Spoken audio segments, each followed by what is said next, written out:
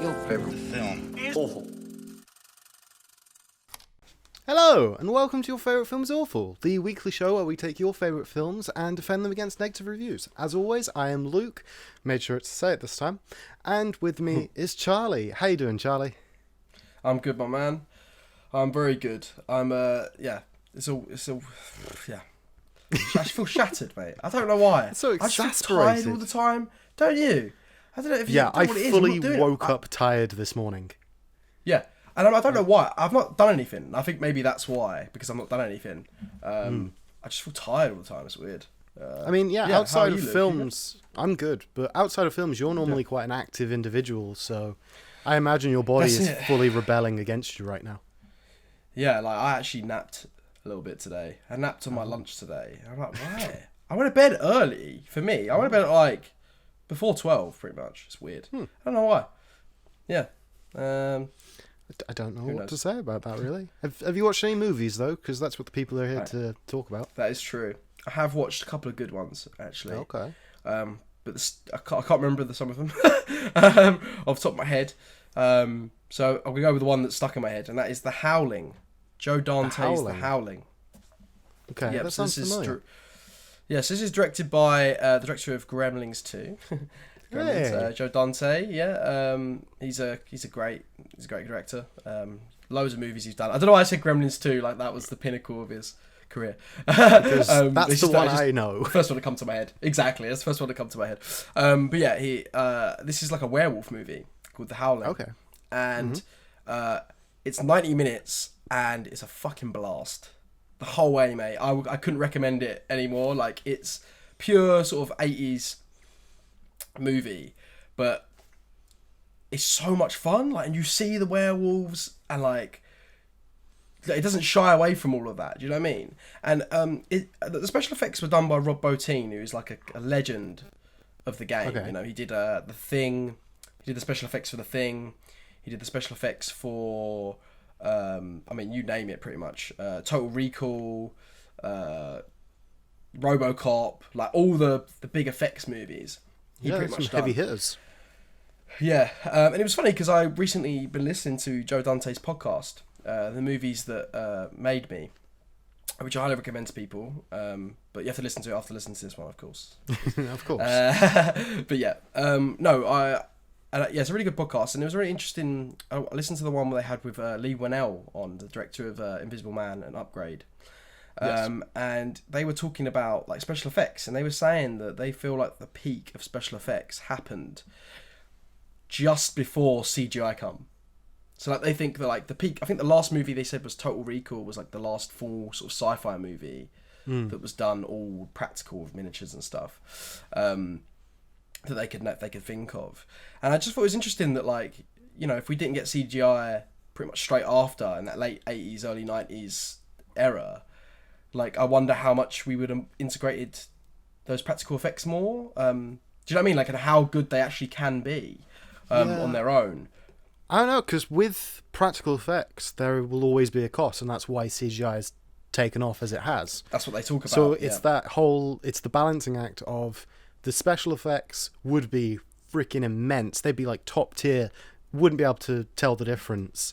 But with that would be a cost that would stop most small studios from using special effects.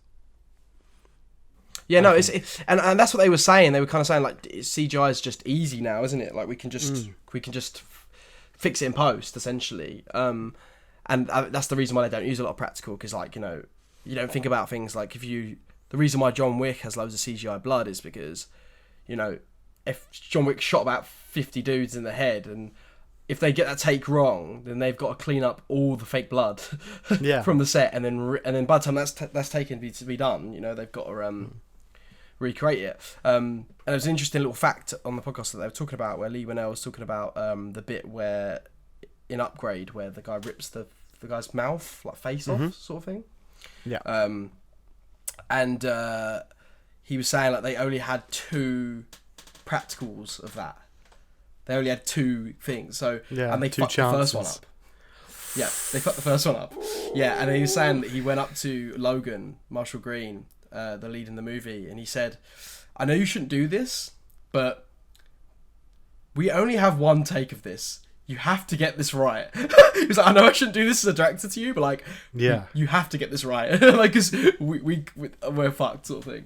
I just thought that was funny, and I guess that's the reason why people don't usually do it. But yeah, I went off on a tangent there. But yeah, the Howling, the effects are amazing, and what I kept thinking about was everyone goes on about the transformation scene in American Werewolf in London. As great as it is, it's amazing. But I was kind of like, hold on a minute, why is the transformation scene in this movie is just as good? I mean, you could even make a case that they're like, you know, in the same... I mean, the genius of the way the scene in American Wolf in London is the way it's directed by John Landis, the way he's like cutting the music and that. I think that's why it gets spoken about. But the actual the transformation effects on the Howling are just as good. Like, they're really cool. Yeah, I just had a blast, and like it just doesn't shy away. And like the last 20 minutes are just pure fun action. I just had I can't lie. I had a great time. There's one little funny bit in it that like made me laugh a lot, and all I could think about was like you watching it, Luke, because I know you laugh your ass off. It was like there's this one scene where this lady, like, she's got like I think it's like a tape recording or something in her hand, and she's looking at it. Or is it like a piece of paper or something? And she's looking at it, and all you can see is like a close-up of her hand, right? And another hand comes in, and it's just a werewolf hand, and he just takes the thing away. Like, he just takes the paper away. And it was like the funniest like Scooby-Doo moment I've seen. Like, it was so funny. But yeah, that's for me. It's really cool. Yeah, it's a really cool movie. I think it'd make a cool double bill with a Wolf of Snow Hollow, so... So when you get around to doing that, Luke, watch the both of them. But yeah, enough about me talking about werewolf movies. What have you been up to, Luke? You watched anything cool? Okay, right. Look, I know it's your Fear Award soon, and I should be watching so many movies, and I watched none. I watched a TV show called Behind Her Eyes, which is on Netflix. Which is really good, but it's not a movie.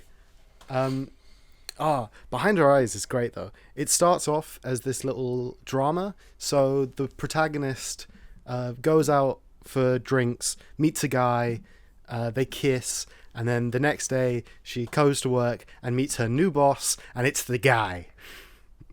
Oh, damn. Classic. Classic. But then she starts having a relationship with her boss, and her boss is married. Oh no, cheating. Classic. And she starts making a friendship with the wife. And so she's basically like in an emotional relationship and a physical relationship. And then it gets weird, because that's not even the weird bit. And it tricks you, because you think that it's all going to be straightforward drama, and it's not. And I don't want to tell you because nobody told me. But Behind Her Eyes, it's very good. I very much enjoyed it. It was only. It reminded you. Go on, carry on. It's on Netflix. It's only like 6 or 8 episodes, something in that ballpark. It's one of the short ones. What were you gonna say? Okay. No, I was just gonna say it reminded me of like the TV show I've been watching, and as we know, because I've been watching it for months now. Since the start of lockdown, pretty much, and that is Justified. And yeah, I know what you're wondering. Why has he not finished it yet if he loves it so much and he's going on about it? Because I'm so sad, ladies and gentlemen, that I can't say goodbye to these characters. I can't do it. I love it so much. One of those. Once you finish it, it's over. So I've been milking this last season for so long. I've been watching like one episode every like a month, pretty much. Like, just like not, but. I finally caved in. There was an announcement recently that Raylan Givens, Timothy Olyphant's character Raylan Givens in Justified, might be returning in another Elmore Leonard adapted book into a TV show. And I was like, okay, I'll just do it now. I'll finally get round. I'll finish it. And of course, I still haven't finished it. I've got 3 episodes left. But I'm absolutely loving it so much, and it's just been incredible. And you know, you get to that stage of the series where you're in the last season and you're getting like nostalgic for like the earlier seasons where everything wasn't as shit as it is now, and you know your characters are gonna have to come to some sort of end. But yeah, I'm having an absolute blast with it. Just thought I'd chuck that in there as well. I love it. Right, enough of that though. We've got things to do today, to now, to right now. Right. We do. Continuing fan submissions. This is from potentially our biggest fan of the entire show. Charlie, you may know him because it's me. I chose this film. I wanted to talk about this one. I don't get to choose anything apart from Wreck-It Ralph that one time, and I fucked that up completely. So this time, both of us are going to double team this film. It's going to be defended. That sounds good. And that is Space Jam. Space Jam. However, I'm not going to take away, because even though I suggest the film, I'm not going to take away the things that you get to do here, Charlie. Okay. Could you tell the people what Space Jam is about? Alright, I'll give it a go. Oh, come on, it's such a simple plot. Okay, Space Jam is about a bunch of aliens who own an amusement park in space somewhere. Moron Mountain. This guy who owns this amusement park has sent these little aliens to Earth to get the Looney Tunes. So he can capture them as slaves and parade them around his amusement park because one little boy said he didn't like one of the rides. But whilst doing it, you know, the Looney Tunes are like, well, we're not going to roll over. You know, you're going to have to... let's make this interesting, you know. How about let's play a game of basketball? Because these aliens, by the way, ladies and gentlemen, are tiny. So the Looney Tunes are thinking, well, you know, if we get these... if we play basketball, we're going to fuck them up. Like, they're not going to win. And then what else are we going to do? We're going to get the greatest basketball player of all time. We're going to get Michael Jordan to help us out. So it's an easy win. But oh no, because the aliens have stole the talent of other basketball players like Charles Barkley and other basketball players. I mean, I don't know that much about basketball, so I don't know. But I remember his name. And yeah, they steal their powers, which ends up being in a really funny scene that I'm sure we'll get into. And now they have the powers of these great basketball players, and now we have this basketball match that will determine the fate of the Looney Tunes.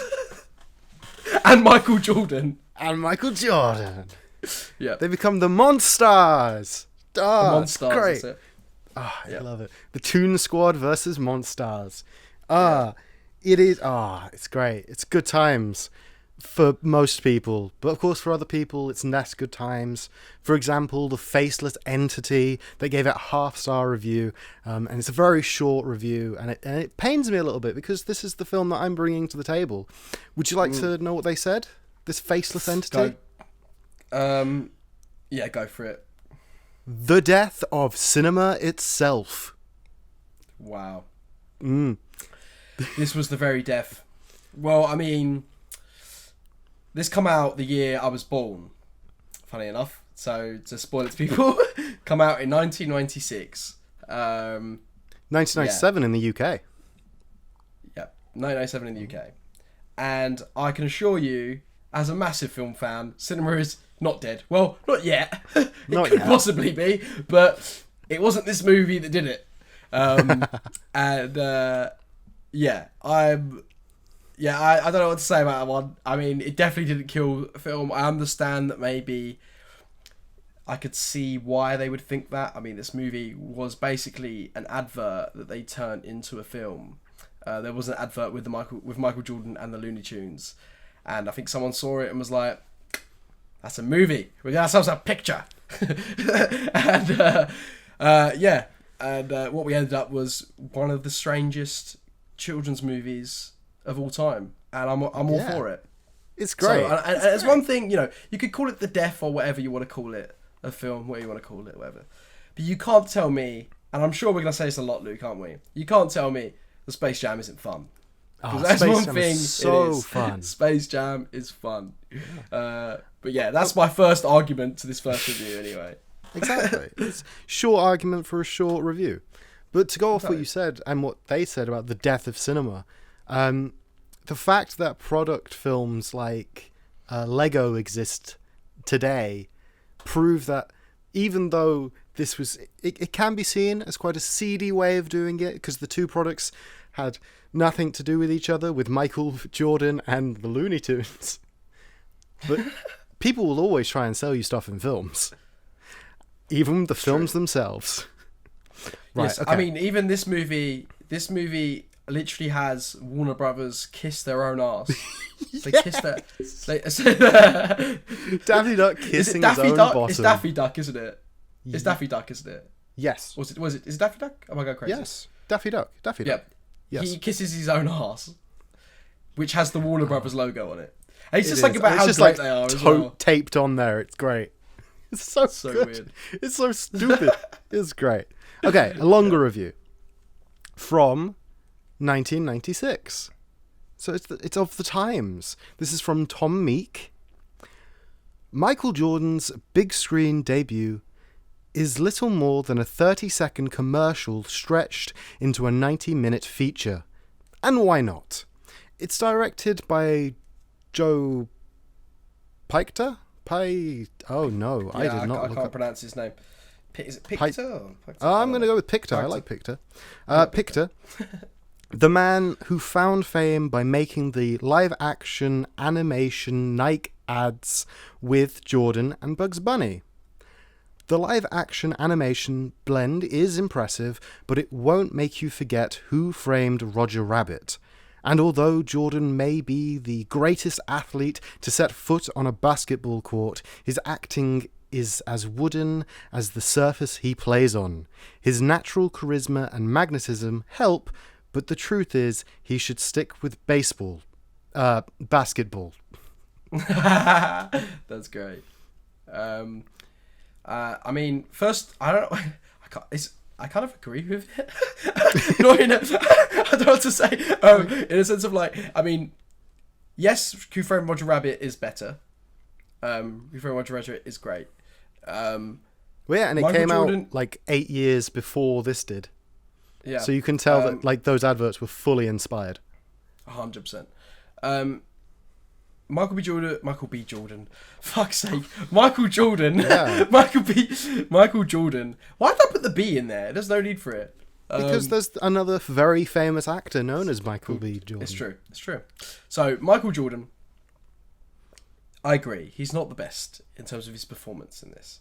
However, I think his charisma and charm carry you through the movie. Like, as much as he is with it, like, he's still, the presence of Michael Jordan is felt. You know, I mean, we're from the UK. We're not really particularly big basketball fans. It's not really as popular over here. I love do you know that what I mean? those It's not are the as things popular. I love that you connected those two. Just, we're from the UK, so we don't like basketball. We're from the UK, so we don't know very much about American basketball players.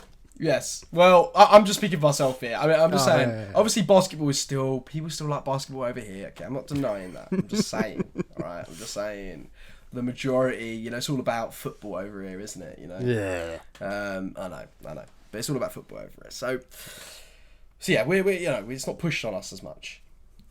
You know, it's boxing and football are the two big ones in No, the it's UK. fully football. And cricket. Football and is cricket. And cricket. They're like the three big ones, I'd say. Football is like up. Football is like football is like off ridiculous. camera, and then you've got like cricket, and then boxing. Maybe actually no, because I think I know more boxers than I do cricketers. So maybe it's. But then personal experience.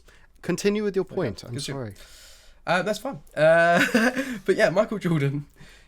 It's not great in this movie, but his charisma carries it, I believe. And I quite like that. There is something about it when I was watching it. I was like, we don't really get films like this, regardless of if you want them or not.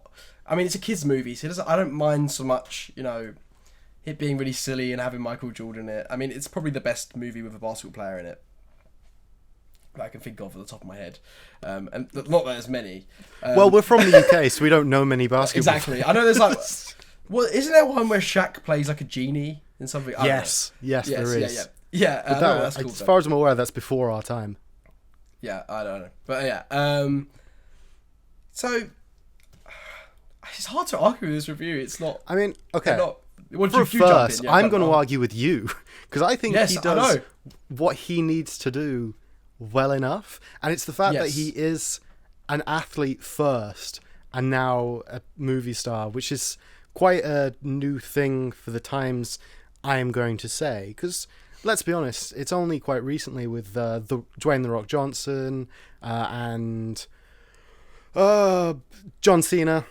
John Cena? Is he the new... Yeah, he's the new big John actor. Cena, yeah, It's only quite... And, Guardians of the Galaxy. Batista. Drax. Batista.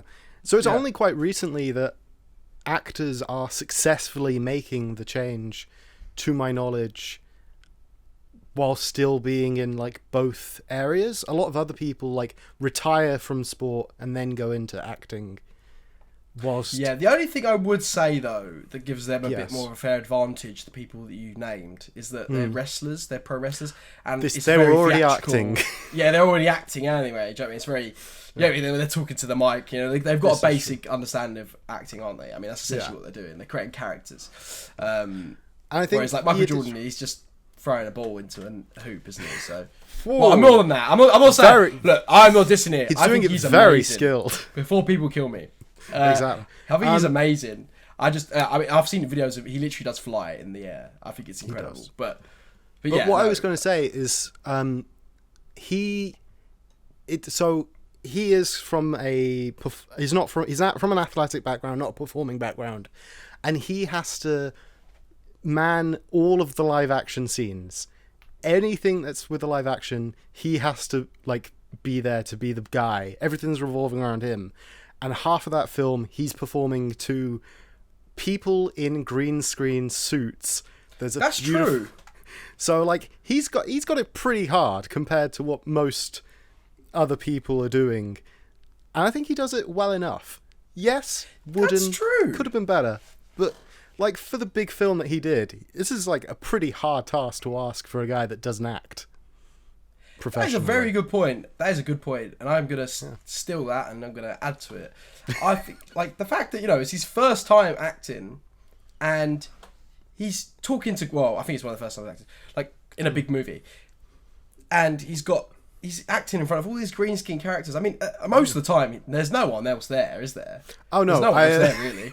I saw a behind the scene picture of him standing at full height, and around him, crouched, are all these people in green screen morph suits with just, like, little cutouts for their eyes so that they can see what they're doing.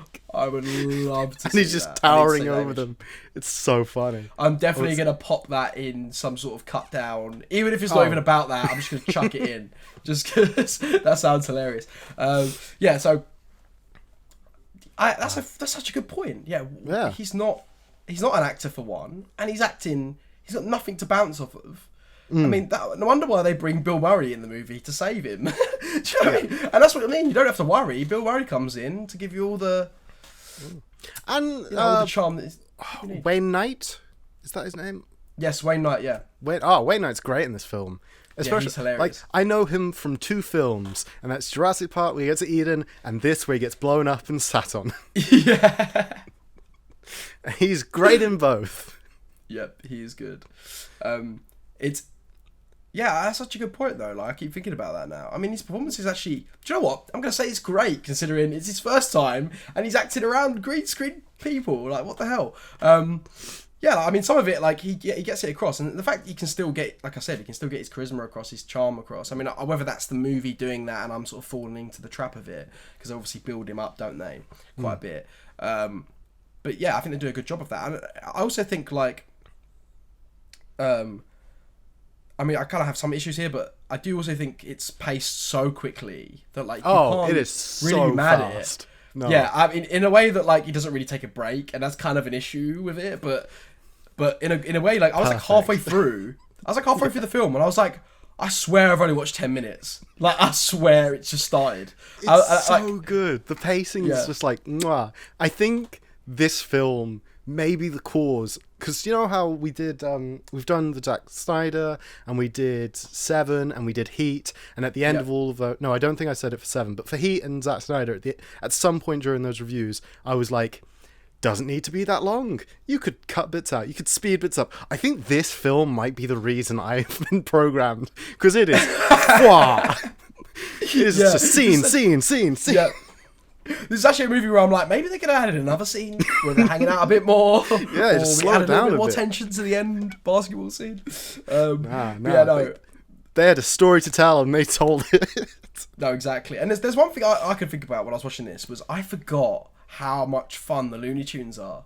I remember, like, as a kid, I was obsessed with them.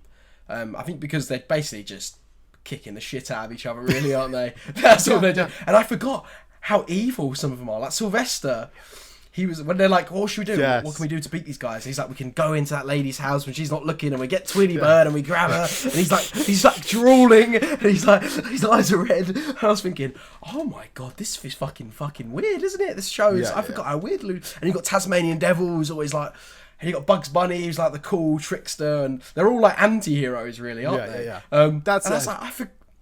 Tasmanian Devil when he... Yes.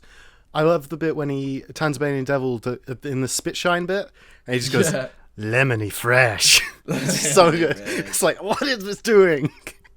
I love when he's like, it's a shithole in here. And he's like, well, he's like, that's all right, nothing, a little spit shine can't help. And then they're all just spitting, you're thinking, where's this going? And then the Tasmanian Devil just spins around. Like, there's some really funny gags in it like that. Yeah, I just forgot how much I love. Like, I'm not gonna lie to you. Maybe want to just watch some like Looney Tunes on YouTube or something, because I just think there's something so pure about that comedy, of that slapstick comedy, that it just never gets old. And I think that's what has aged the best out of this movie. I mean, a lot of it hasn't, but what has aged the best, I think, is just like the Looney Tunes being so fun and the slapstick comedy of like them. Like, do you just love the rule? Do you just love, that they're fucking beating the shit out of each other? Like, at one point, these two Looney Tunes characters have like guns, and they're doing a Pulp Fiction reference, aren't they? And then they shoot the teeth out of like one of the bad guys, and no, the referee doesn't stopping at all. Oh, but no. All of a sudden, when they've got less than 5 players, he's like, "Oh yeah, you can't play." You can't play. Yeah. It's very specific rules he's following. Yeah, I love it. I don't know, there's so many weird stuff in it. Like, some of the messages, I'm like, what did they think people would interpret this? Like, what did they think kids would interpret? Like, you know the bit with the water? But at first, you don't know it's water. Yes. And they're like, it's the special stuff. And then he gets big. And then he's like, don't worry, just take whatever you got to do to win. I'm thinking... Yeah. You're basically telling children to take steroids. You're telling children to take steroids. In fairness, if you know that shot is coming, the shot before is him filling up at the sink and he walks over. Like, if you're paying attention, it's there. But if you've looked away and then come back to them talking about the Michael's secret stuff, that is Michael Jordan fully going, hey, take steroids. Steroids. Yeah, brilliant. But yeah, no, the pacing is so fast. Like, I just had a blast of it. Like, there's so many great like gags in it. I tell you what I do love. I do love that this movie doesn't take itself seriously whatsoever. It doesn't even decide. It doesn't even bother to give you like explanations for things. Like when Bill Murray just turns up and they're just like, just that's the beauty. How did you get into the Looney Tunes world? Oh, I knew the producer. Beautiful. So good. It's like, at this point, if you're this far into the film, you don't care for explanations anymore. You're ready for you're in for the ride. You're ready for the finale, and it's done. It's true. And also, like, it's like, not only that, like, not only can you not enjoy it because the pace is so fast, and you got the Looney Tunes running around with Michael Jordan, like, already that sounds like a movie I want to see. But also, you have, like, the sickest soundtrack. Like, every song slaps. Every song's a banger. Like, the Space Jam song in the opening credits, I think this is one of the few films that the title sequence has got me hyped to watch the film. No other film springs to mind where I'm in, like, just watching the title sequence going, I want to watch this film now, I'm ready, let's go. No, it's true. It's very pumped. It gets you pumped up. The whole film, it just feels like I'm having a party with the Looney Tunes. Like, that's what I mean. I was like, how can you hate this? Like, regardless of all the product placement stuff and, like, the fact it doesn't really care much for the narrative at times. Like, it just, like, has such a blast and just, like, I don't know, like the music's there to uplift. I mean, I get why that guy said, it's the death of cinema, because it's like there's so many cheap tricks in it to make you feel and make you like just these kids have fun. But like, I don't know, it's a good fun movie. And as a kid, like I absolutely love this movie. This is one of those films where this is the first time I've watched it since an adult, and I think maybe that's why I may be coming across a bit more negative with things, because obviously I had it in my head of like this fucking great movie. Not that, obviously I didn't know I didn't think it was the fucking Godfather, for example, but I thought it was, I thought it was like some sort of, I thought it would be, I don't know, I don't know what I expected, and I just wasn't expecting what I just watched. I forgot how bonkers it is. I was sitting there bonkers. I was just sitting there thinking, like, what? Like, these decisions are so mad. But I don't know how, like, it must have been a blast to, like, write and film it. Like, it doesn't seem like there was much restrictions, or no, I don't know, or maybe the studio were telling them to do certain things, and like that's why it's all a bit, I don't know. No, I imagine the director was given like money, and it was just make film. We give you Looney Tunes, we give you Michael B. Jordan. This is gonna make Just money. Do film. Make film now. Just make sure you have a scene where Daffy Duck kisses a Warner Brothers sign that's attached to his arse. Yeah. Who needs anything better? I do love like how he just get like when Michael Jordan is playing golf and he hits the puck over, and then he just like he gets the hole in one. Sorry, the puck. Fucking hell. I'm not getting my sporks right today, am I? And he just gets like sucked into the hole by Bugs Bunny. Like, and I love the lasso round his arm. Oh, yeah. So funny. And I love that the kids are like watching the Looney Tunes.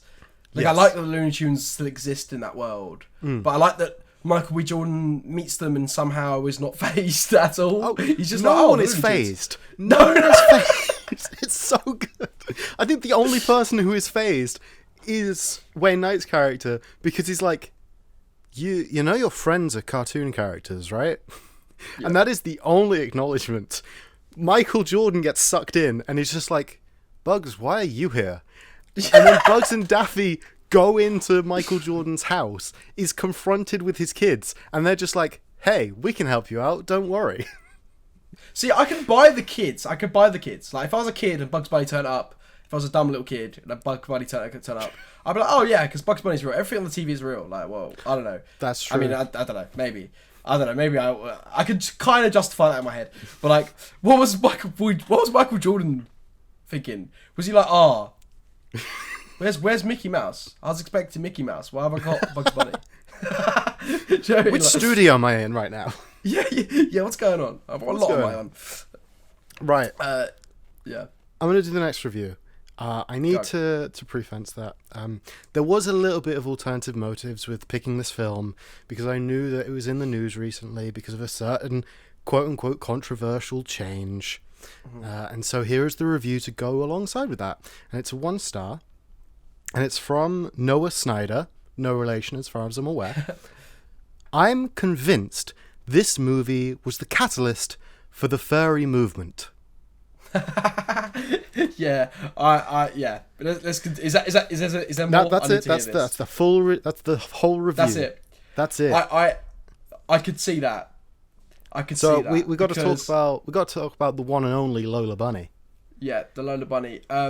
Yes, I mean, I think this was where the character was introduced. Am I wrong in thinking that? As far as I'm aware, this is Lola Bunny. Yeah. She was created for this film, as far as I'm aware. Yeah, it is kind of weird how she's portrayed. It's weird.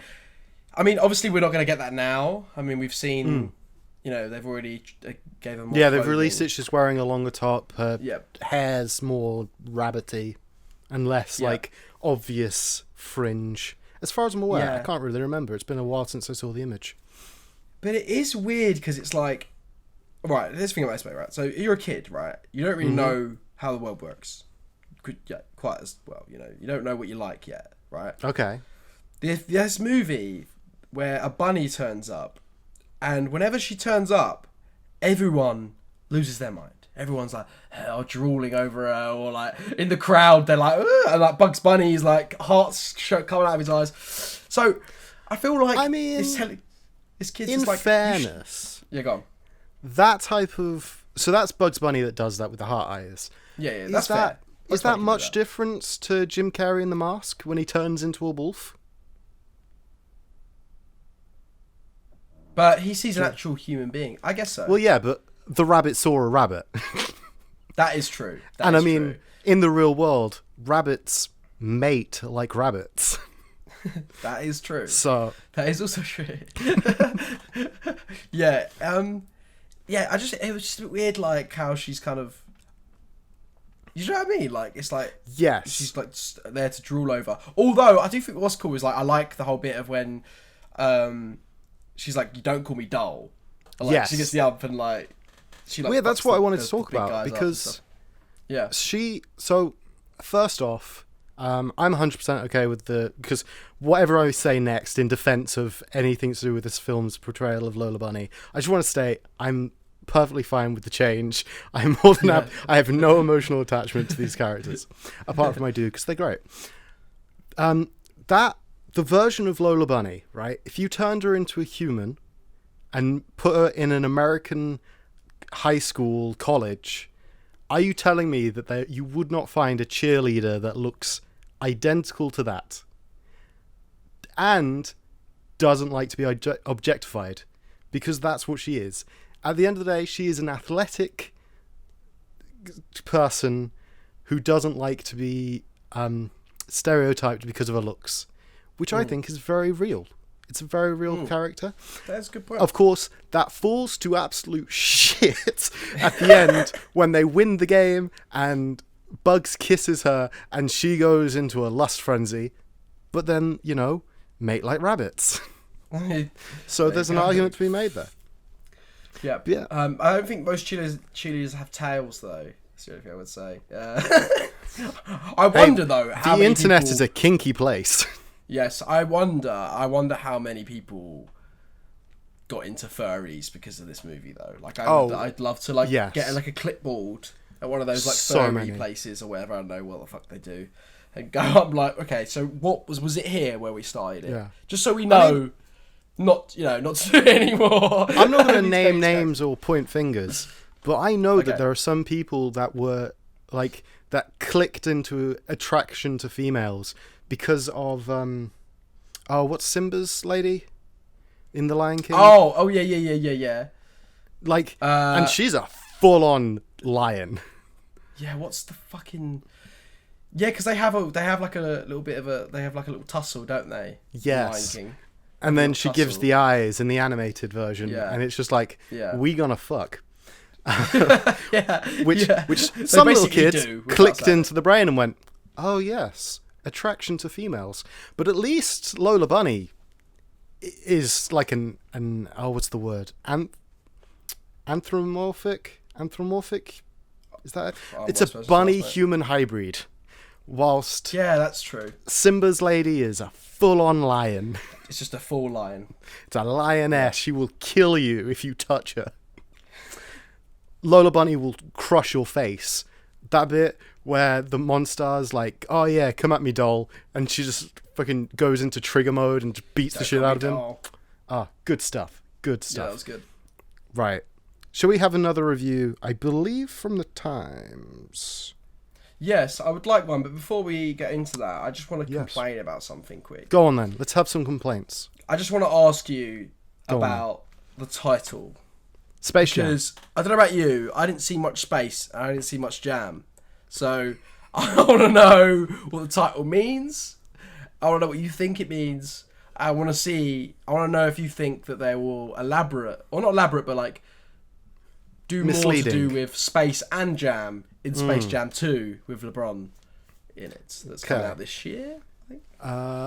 2021 as far as I'm aware. A new legacy, which straight off the bat, I don't know what they're going to do with that to make it any different and still interesting. They've got LeBron James, but the problem is LeBron James isn't Michael Jordan. Like, I didn't know LeBron James until he was announced as being in Space Jam 2. See, that's the thing. I was thinking this. I was talking about this with someone the other day. I was like, well, he hasn't got that Michael Jordan. I mean, obviously, he's massive. Obviously, LeBron is like massive, and you know, I have actually heard of him before. But as far as I'm aware, it's like Jordan's still the guy. Yeah, I mean, you've got Air Jordans. Yeah, as far as I know. So yeah, it's interesting to see. Obviously, I don't know what LeBron's like in interviews and stuff. Like if he carries that same charisma outside of the I mean, you'd hope and assume, seeing as he's been cast. Exactly, because Jordan, like, you know, he's not only just known for, you know, his basketball. He's known for like his gambling. He's known for like him in interviews. He's quite a character, isn't he? He's quite a very focus-driven. I mean, don't know if you see the was it The Last Dance? I think that's what it was called. The documentary they did about Michael Jordan on. I heard about it. I've not seen it yet. Yeah, he's a very driven man. Do you know what I mean? A very interesting person. I don't know so much about LeBron, but he might have those things. But yeah, it's interesting. Like you said, it's like they couldn't get him back because they've gone for number 2. It seems like, but you know, it could be better. You know, it could work it out. Yeah, it could be better. To go off your original question though, I think a jam might be like a terminology for like a game. Music? Or a game, maybe. A game. Let's have a jam. No, that's band music, isn't it? It's like, oh yeah, we made this in a jam. No, because they make games and they call it Game Jam, where they like make it's like a whole thing, a charity organization that make a game in 24 hours and they call it a Game Jam. So jam, it can be a game, and then space, it's got aliens in it from Moron Mountain. True. They are not Danny from DeVito as the big guy. That's the big boss man, and he's so good in the film. He's so good. He plays it so well. So I think, in fairness, what else could you call the film?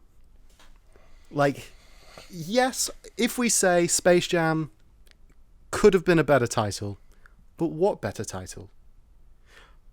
Also, I'm not denying. I'm not complaining about the title because I love the title in terms of like it's iconic, like Space Jam. Space Jam. I don't know what it means, but it means enough for me to know it's Michael Jordan.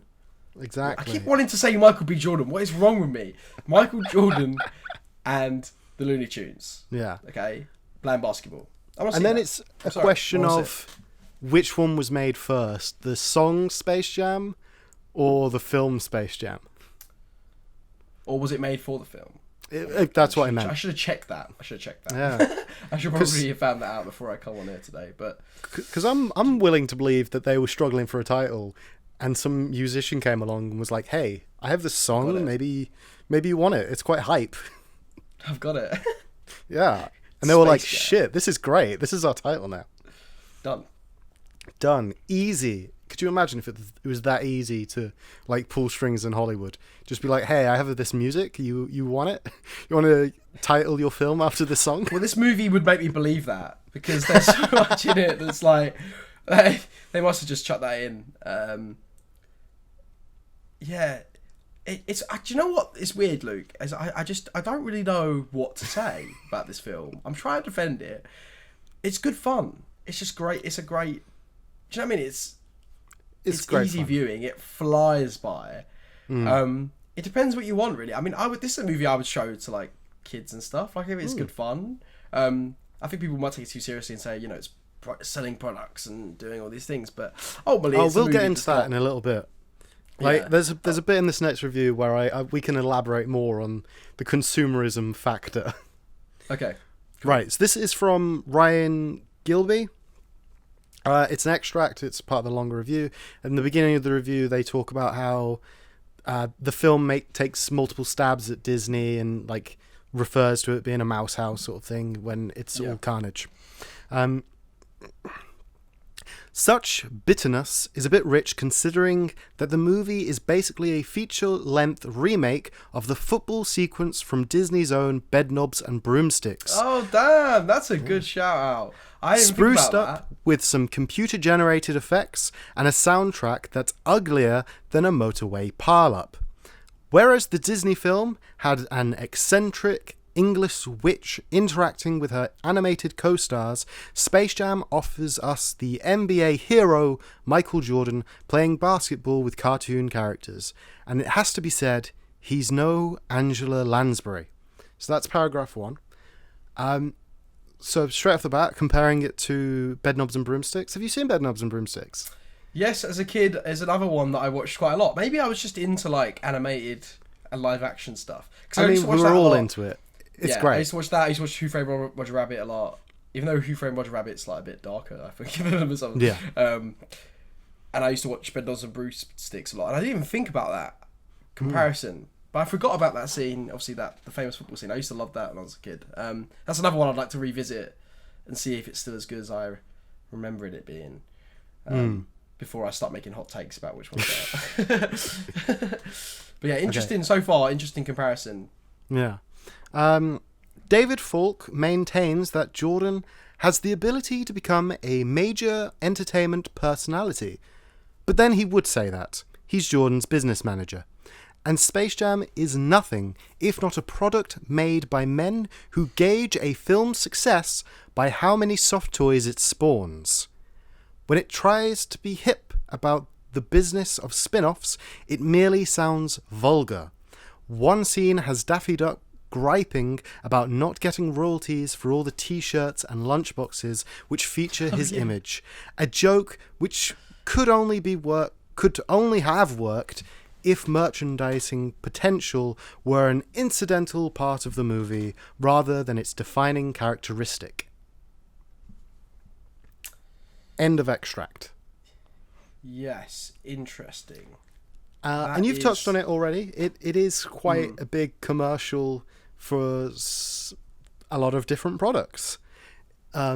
Most notably, of course, some Nike sneakers and Looney Tunes in general. Warner Brothers in general, because you got to get those toys. There's a bit when the kids are watching Looney Tunes and the little girl has a stuffed Bugs Bunny toy that she's holding on to. So like subliminal messages galore. They want you to buy into this stuff. I mean, yeah, this concept literally come from an advert. So they've literally gone, let's sell it, let's sell the whole thing.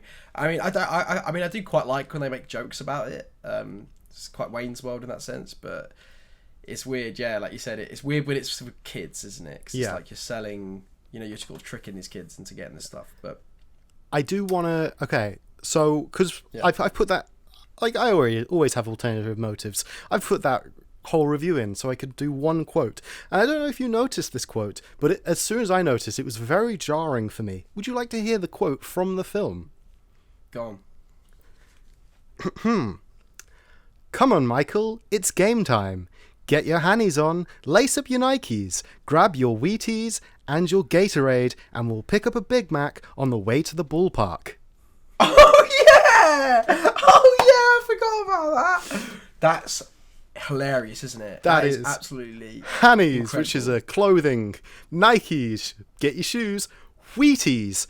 What the fuck is that got to do? And Gatorade, have some cereal and have a drink, and we'll pick up a Big Mac on the way to the ballpark. Do you think that is probably the most obvious product placement ever? Next to, obviously, the Wayne's World makes a joke out of it, but this, like that, all in that one sentence. Oh, yeah, that sentence probably got them thousands of pounds. But there's a lot of weird jokes like that. So jarring. There's another one that I stuck in my brain, and it was a joke that I was like, I think that's only made for like filmmakers and stuff. Because, like, for example, like there's a bit where I think it's Daffy goes, I'm not going to work with animals and children ever again. Yeah. And like that's like a known thing in like the film world of like, don't work with children, don't work with animals because it's too difficult to like, or don't work in the ocean because it's so difficult to film, sort of thing. Yeah. And it was weird because it was like that gag felt like it was only in there for like people who are in the know. It was a weird. I mean, do you know what I mean? Like, that said, so was the Pulp Fiction bit where they shoot the teeth out. Like, if you're a kid, you've not seen Pulp Fiction. That's that was true. there purely for the adults. which is quite a normal thing to, like, it's a common knowledge that they add adult jokes and themes into kids' programs and movies, so that when a parent is watching it with the kid, it'll fly over the kid's head, but the adult gets an extra joke. But that line is just, that was a line of money. That line is disgusting, isn't it? That line the grossest line. They have not even tried to hide it. Literally. That's insane, isn't it? That's so funny. Wayne Knight literally knocks on the door, opens it, and then says that line. It is so bad. Yep. It fully threw me through a loop when I heard it. I was just like, oh, we got some bills to pay, I see. Yeah, I remember being like, what? But then when you sit there, I didn't realise how many things it referenced. I was like, oh my god, I remember the Big Mac bit in the Gatorade. But yeah, to go back to the bit you said about the Pulp Fiction, I thought that was interesting because it's, this came out in 1986 and Pulp Fiction came out in 1994, so this isn't long after. But what I found weird about that bit was like the music plays from Pulp Fiction, the surf sort of music that plays. Like, yeah. I don't know why I tried to sing it because it's nearly impossible to sing. But like it cuts off like immediately, and the next song plays. Like it's so weird, the transition. Yeah. And like, do you not feel like the cuts and that in general just feels like it's so chopped up, and like it never really gave me a chance to like understand or like feel with the game at some points. Yeah, like I was like, you could have took the time here. No. I think if you'd have been able to like have the time, you would have been watching an actual basketball game, and they couldn't have that. So you've got just all of these fast cuts so that they can compress this normally, I don't know how long a basketball game is. Let's say an hour-long game into like 10 minutes. Yep. Oh, it's so good. When they're just beating the shit out of each other, it's great. It's good times. Can I ask you what your favourite scene is? Because I really want to talk about mine. My favourite scene? Well, my favourite part of the movie, like my favourite part of the movie, hands down. Go on, hit me with yours. Hands down is the bit when the other basketball players get their talent taken away, and it's like them trying to play. Like the ball throws and he squirts the drink and it's like going all over it. Or, like, he looks over like who squirted me? And like Charles Barkley goes to play with like the kids, the little girls that are playing basketball, and they're like, "You're not the real Charles Barkley. You suck." Like just a wannabe. Get out of here. Wannabe. Yeah, that whole section had me in tears. Like I can't deny I was not laughing pretty much the whole way through, just because of how loony. Yeah. I loved the Moron Mountain little aliens just running around. And I think one of my favourite bits has to be when they come onto the basketball court and they're like, "Hey, it's our turn with the court," and Bugs is like, "Oh yeah, sure, let them tire themselves out," and they like start walking away, and then they touch the basketball and become the Monstars, and he's like, "Yeah, let's practice." Boom! Just breaks the floor. It's just like, "Oh, you're fucked now, boys." Yeah, that was funny. So good. It did make me laugh when Daffy was like, "Can I have some more of that secret sauce or whatever it is?" And then he's like, "It's just water," and he's like, "Can I have some of it?" yeah. I knew that. Yeah. You got any more though? You got any more? Yeah. You got any more? What's this? Yeah. Okay. Last review. So this is Mad Hatter 007. It's a 2 out of 10, so a normal 1 out of 5 stars. Mm-hmm. What I never understood about this movie is, simply put, what the hell happened to these cartoon characters? Nothing they say or do in this film gives me reason to believe that the writers have ever watched a cartoon featuring any of them. These are characters with histories, not just walking corporate properties. Have some respect for your source material, people. The end. Interesting. I mean, I don't remember too much about the I found that interesting because the first thing you said, well, one of the first things you said when we started talking was that it made you want to watch more Looney Tunes. That's true. So it's interesting that their main gripe is that it's not Looney Tunes enough. Yeah. I mean, the only thing I did say, I mean, it was really weird when obviously like Michael Jordan's arm stretches and goes really weird. But I feel like I could have done more with, you know, when he's like, this is Looney Tunes world. You could do what the fuck you want, essentially. Like, I want to see, that should have been a whole montage scene of them doing weird shit. You know what I mean? Like them, like, I don't know, stretching or like him like embracing their powers, essentially. Yeah. That's what I was kind of hoping for. And then obviously we just got the weird Michael Jordan The stretchy massive arm. arm. It's so good. So random. Yeah, that was great. So random. They also, don't establish any rules, don't they? They're just No. yep, he can because just grow an also arm. in the film, like in the middle, when they're getting Jordan's shorts and shoes, the dog has cartoon powers. It's a normal bulldog or pit dog, and it smashes the door down onto Daffy Duck and crushes him. And it like has the red eyes and stuff, and it's like, this is a cartoon dog in the real world. Yeah. But nobody acknowledges that. No. Like the random strong dog. But yeah, I just wanted to add that review because I thought it was interesting. No, that was interesting. Because we haven't touched these properties in a while, I assume. So for us, it was enough Looney Tunes to still be authentic Looney Tunes for us. Whilst if you have a concentrated dose, maybe it's a bit watered down, sort of thing. Yeah. You know? All I kept thinking about was my favourite line from Baby Driver. Well, not my favourite line, but one of my favourite lines from Baby Driver when he's like, he's loony just like his tunes. I always thought that was good. Love it. Okay, right. Yeah. I feel we've come to a nice slowing down part. I've done all the reviews, and it's time for you to fully express how you feel about this movie. Okay. So, like I said, as a kid, I loved this movie. And this is the first time I'd watched it since then. And it was a weird experience. It was so weird. It was not the movie I remember. No, I didn't remember it. Actually, to be fair, I didn't remember much of it. I just remembered, like, pieces. Do you know what I mean? Like, fragments. But I don't remember it being this weird. I don't remember it being this product placement heavy. I don't remember it being so rushed. It felt so rushed. It felt like it was just like, yep, we get through, tick these boxes. Have we got this scene in this movie? You know, like the story structure is like, have we got this bit? Yep, this bit. But then it also doesn't have a lot of stuff that you need. It doesn't really take time to like establish any of the characters. It kind of, other than Michael Jordan, it kind of just treats it as if like, you know, you're supposed to just know because you've seen Looney Tunes sort of thing. With a lot of the characters. It's really strange.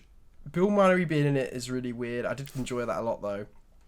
I don't know how I feel about it. It's a really weirdly written movie. It's really fun for kids.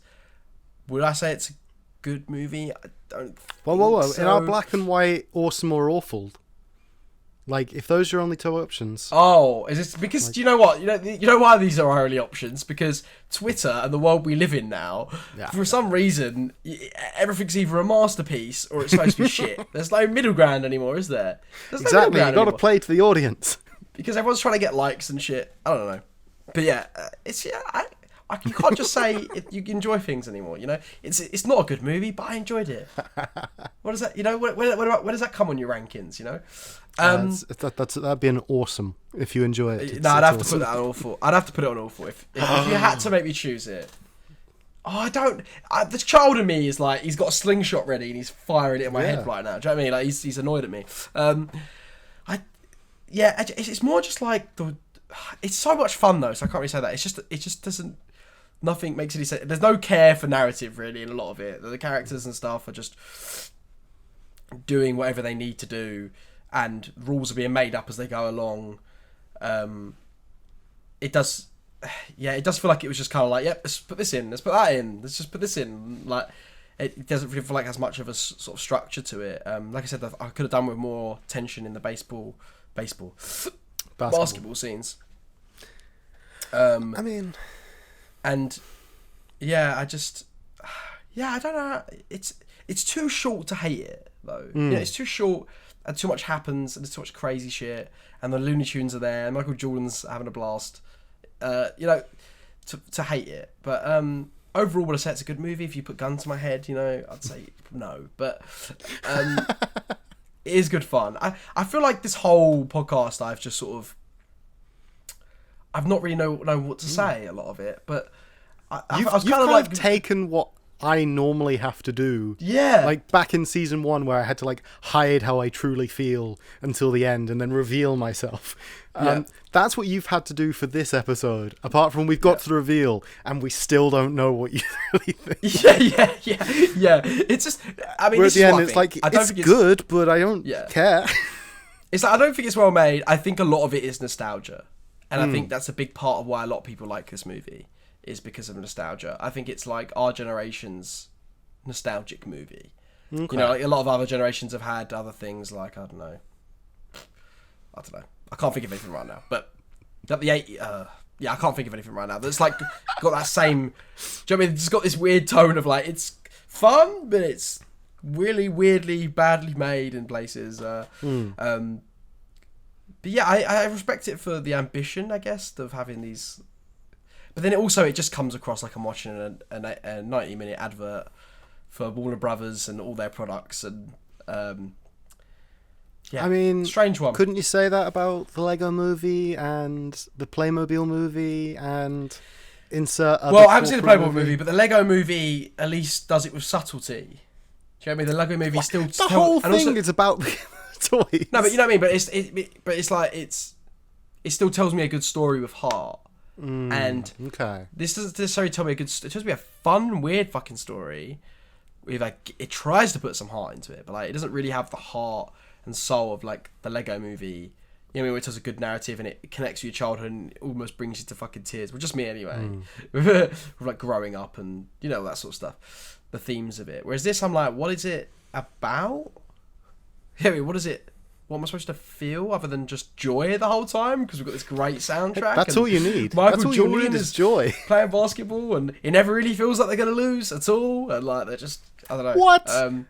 They lose their whole team. They have to bring in Bill Murray. I guess that's true. Come on. Yeah, that's the Bill about. Right. Yeah, I'm taking over. The mic is mine. You take over. You take over. Look, here's the thing, right? Yeah. I understand where you're coming from, but you're seeing it from the wrong angle. Okay. Yeah, because it does have a narrative, right?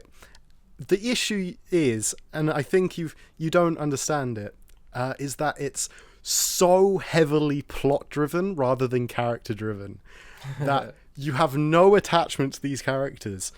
But that is because in that time, you knew everyone. Like, if you watched this in 1996... you knew Michael Jordan from his interviews and his career, and you were watching Looney Tunes every day. So they didn't need to.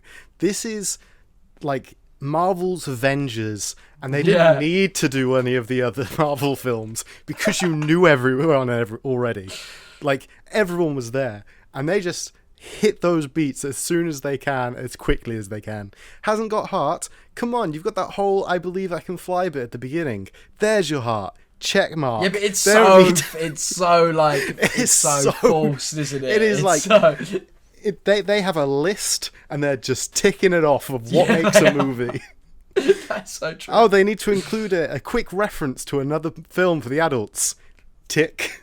Oh, they need to make a joke about money and corporations. Tick. Oh, they need sex appeal. Tick.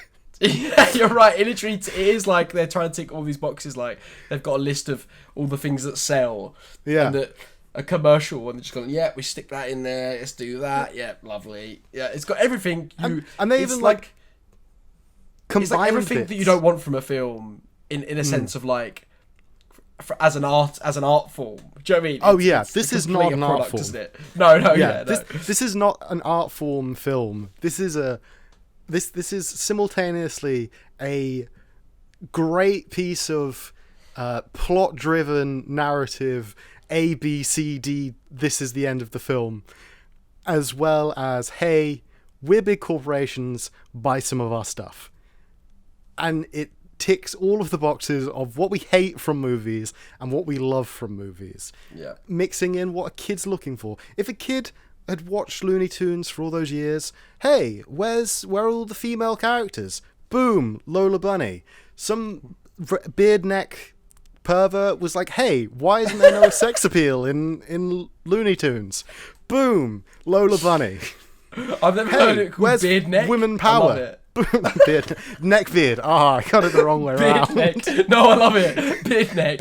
That's great. Just a massive beard where the neck should be. The neck is above the beard. Yeah, look, I agree and I disagree with you. It is not the best film in the world. It will never win any of those best film awards, unless it already has. I didn't research that bit, but I assume it didn't. However, as you said, it is so quick. The cast is so good. The characters are great. And yes, there is a lot of nostalgia that I feel you can't hate it. Therefore, it gets an instant 5+ rating on a out of 10, making it awesome. It is an awesome little movie. Everyone should watch it and see what they think. And if they think it's bad, you're wrong. It's at the very least good.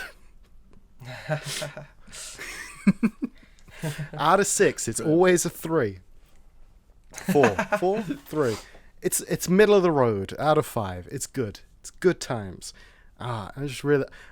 When I was a kid, I watched this a lot. I'm rewatching it the other day. I fully was just. I had a smile on my face. I was like, "The fuck is going on in this film?" Yeah. It's Same. great.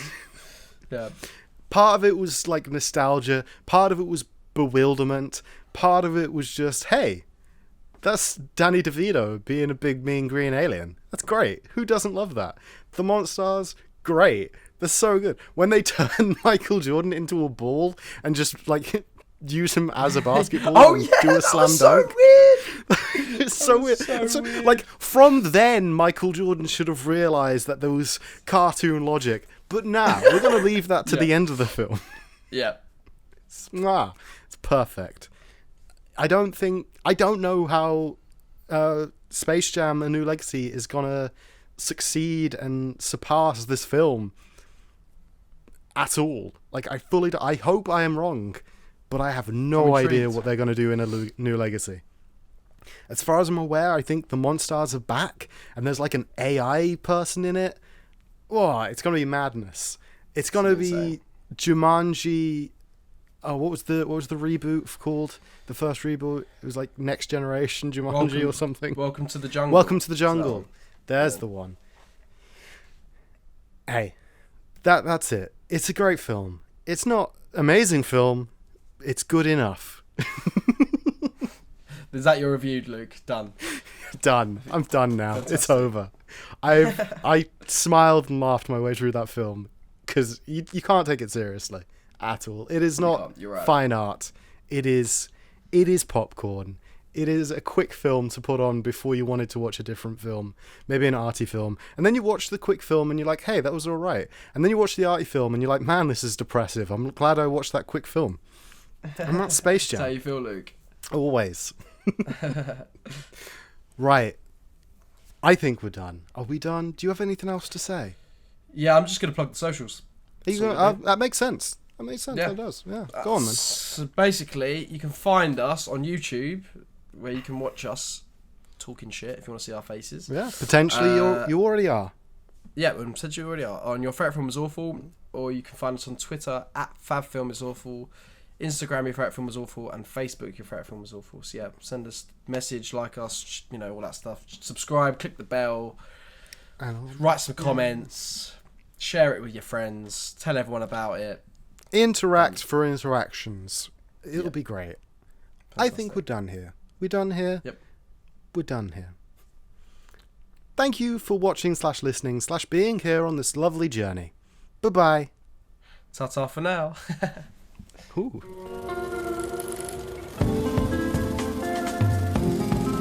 What's your favorite? God, that's awful. Favorite? Awful. Awful. Your favorite film? Awful.